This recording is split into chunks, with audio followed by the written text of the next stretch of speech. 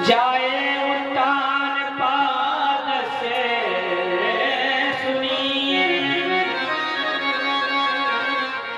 सुलझ सयो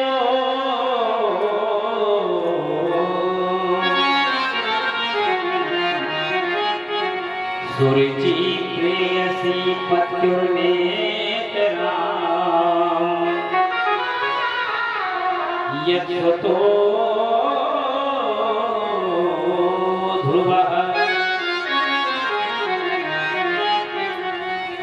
जाए उदान पादस्य सुनीति सुरिष्टयो सुरुचि प्रेयसी पत्युर्नेत्राम यच्छतो ध्रुवः। प्यारे बंधुओं, अगर देखा जाए तो हम सब लोग भी उत्तान पाद ही हैं। कैसे? हम सब लोग उत्तान पाद ही हैं। अपने जीवन से जोड़कर इस कथा को देखो। उत्तान पाद का अर्थ क्या होता है? उत ऊर्ध्व पादौ यस्य सह उत्तान पादौ। क्यों? इसलिए हम सभी उत्तान पाद हैं। प्यारे बंधुओं, माँ के गर्भ में 9 महीने ऊपर पैर करके हम और आप गर्भ में रहते हैं। इसलिए संसार का प्रत्येक प्राणी उत्तान पाद है। और हमारी भी 2 रानियां हैं, हम सबकी 2 रानियां हैं। जिस प्रकार से आज महाराज उत्तान पाद के 2 रानियां थी, सुनीति और सुरुचि। हमारे आपके जीवन देखिए, हर कथा के प्रसंग से एक आध्यात्म कथा जुड़ी हुई है। बस उसी की हम और आपको आवश्यकता है। कथाएं तो हम और आप बहुत सुनते हैं, लेकिन उस कथा को आध्यात्म दृष्टि में डालना, हमारे जीवन में उतारना, बस यही कथा का परमसार है। हमारी भी एक रानी है जिसका नाम है सुनीति। सुनीति को कहते हैं बुद्धिमानी। और दूसरी रानी है सुरुचि। सुरुचि माने मनमानी। प्यारे बंधुओं, केवल उसमें से सुनीति और सुरुचि से केवल सु हटा दें तो नीति और रुचि रह जाता है। समाज में 2 प्रकार के लोग होते हैं। कुछ लोग नीति के अनुसार चलते हैं और कुछ लोग रुचि के अनुसार चलते हैं। अब विचार करें कि राजा उत्तान पाद की छोटी रानी सुरुचि से बड़ा प्रेम करते हैं, जिसके कारण सुनीति को बाहर कर दिया।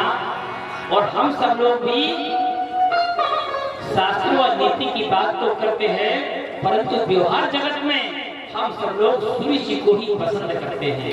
सुरुचि माने अब नीति कहते हैं हमें ब्रह्म मुहूर्त में जागना चाहिए। देखिए, एक कथा व्यास कथावाचक 1 साल भी अगर कथा पूरी करे, पढ़े, प्यारे पूरी नहीं पढ़ सकता। समय के बंधन में बंधे हुए हैं प्रिय बंधुओं। इसलिए कथा को सूक्ष्म करते हुए, स्पर्श करते हुए, सार सार बताते हुए आज भगवान कन्हैया का जन्मोत्सव भी करना है।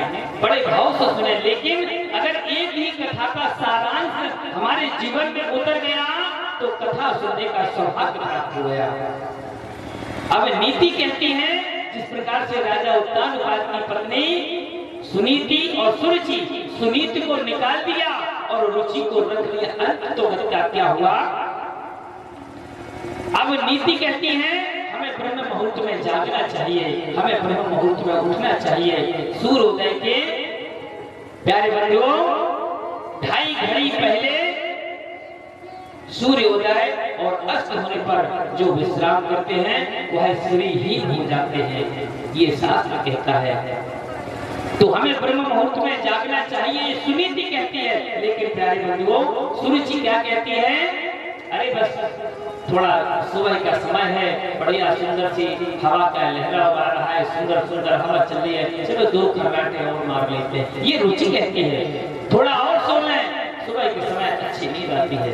प्यारे बंधुओं, किसी ने एक सूटकेस भरकर अगर नोट दे दिया रिश्वत के रूप में, तो सुनीति कहती है, हमारी आपकी जो धर्म पत्नी है नीति वो कहती है नहीं, ये बेईमानी का पैसा है, ये भ्रष्टाचार का पैसा है, ये रिश्वत का पैसा है, ऐसे पैसे को हाथ नहीं लगाना चाहिए।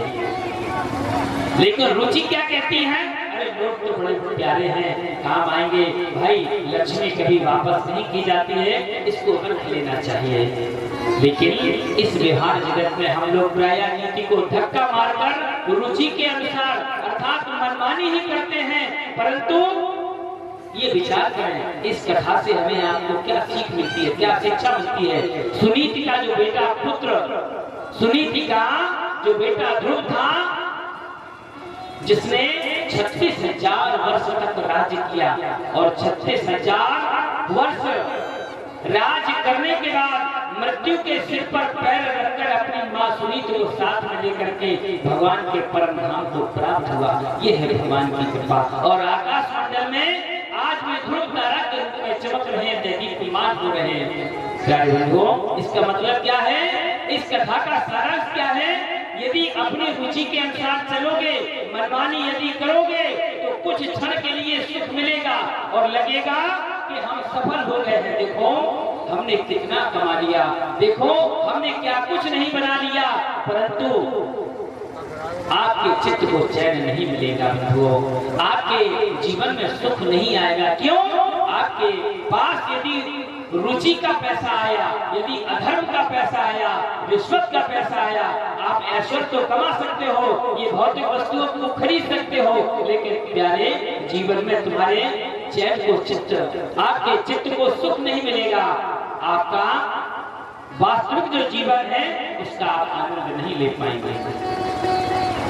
घोर अशांति और हमेशा आक्रांत रहेगा, जीवन खिन्न रहेगा, पारिवारिक क्लेश रहेगा और कोई न कोई सूक्ष्म भय आपको बना रहेगा। ये मैं नहीं कह रहा हूँ, हमारे व्यास जी महाराज पुराण में लिखा है, वो कहते हैं। इसलिए जो सुनीति पर चलते हैं उनकी हमेशा कीर्ति बनी रहती है। हमें अब स्वयं निर्णय करना है, सुनीति के अनुसार चलें या सुरुचि के अनुसार चलें। प्यारे बंधुओं, ये कथा से हम अपने जीवन में उतारें इस जीवन को। इस कथा के सुनने से क्या होता है? और जानते हो, रुचि जो सुरुचि थी उसका पुत्र कौन हुआ? उत्तम। उत्तम ना तो उसे राज्य मिला, ना उसका कोई लोक बना, और वह जाकर यक्षों से लड़ बैठा, युद्ध में मारा गया। अपने पुत्र को सुरुचि खोजने निकली और खोजते खोजते उसे जंगल में दावाग्नि आग लग गई और उस दावाग्नि से वो भी जलकर भस्म हो गई। मतलब क्या हुआ? सुरुचि के अनुसार चलने वाला ना लोक बना और ना परलोक बना, और सुनीति पर चलने वाले का लोक और परलोक दोनों सुधर गया। प्यारे बंधुओं, शास्त्र पर चलने वाले का परलोक ही नहीं बनता, बल्कि यह लोक भी बन जाता है, क्योंकि यहाँ भी उसको सम्मान मिलता है और वहाँ भी उसको सम्मान मिलता है। प्यारे, इसलिए हम सभी बड़े परमात्मा के चरणों के जो सेवक, आज भगवान की कथा सुनने का अवसर सभी को प्राप्त हो रहा है, और जो शास्त्र और नीति के अनुसार चलता है वह हमेशा कीर्तिवान रहता है और परम आनंद के साथ अपने जीवन को व्याप्त